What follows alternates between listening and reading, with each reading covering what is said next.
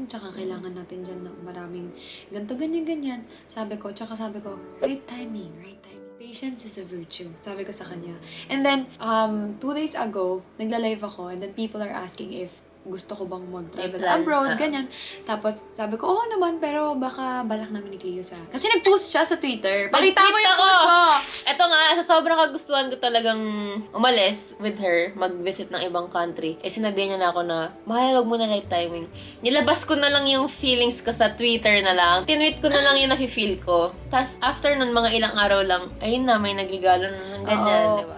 First country namin to together. Tapos, spend pa namin sa bansay namin. So, yun guys, nabook na namin yung ticket namin. It's October 28. October 28 namin October 28. And, at transition na namin papuntang Bali.